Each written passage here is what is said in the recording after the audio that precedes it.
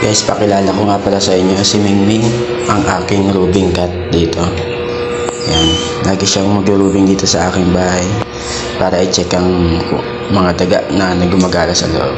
Tataming ka na, basak mo. Ha? Ayan, siya ang taga-rubing dito sa bahay.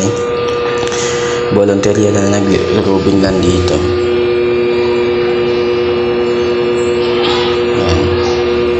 Ikot-ikot yan dito para tingnan yung mga daga na gumagala.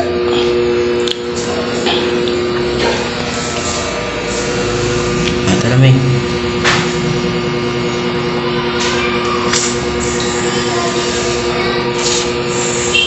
Yan, si Mingming ang aking rubing dito.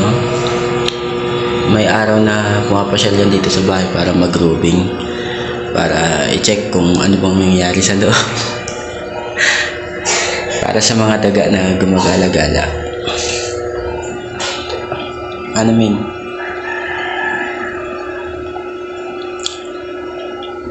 Sige, Min, rubing na.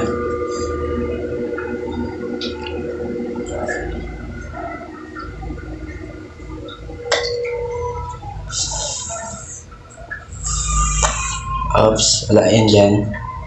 Ano ito?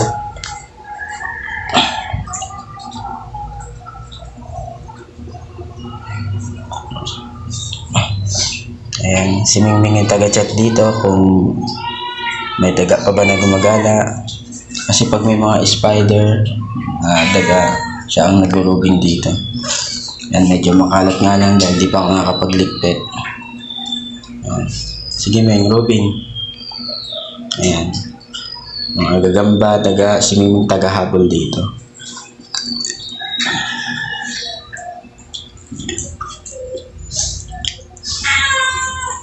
Ano, Ming, wala? Sa kwarto, Ming, tara. Tara. Sa kwarto. Hanggang dito sa kwarto, si Mingming ang nag-check niyan. Yan, lagi niyang pinapasyalan dito. Malimit kasi dito may gumagapang na daga dito sa kwarto. Sige, Ming, rubing na, Ming. Okay. Sa ilalim ng kama, Ming, tignan mo, may daga.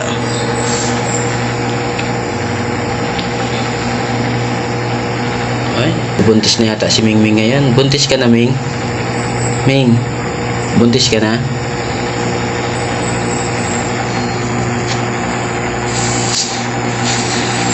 Sige, Ming, rubing na, Ming, kung may daga na umiikot pa ba dito o wala na. Ayan, check ni Mingming ang ilalim ng kama.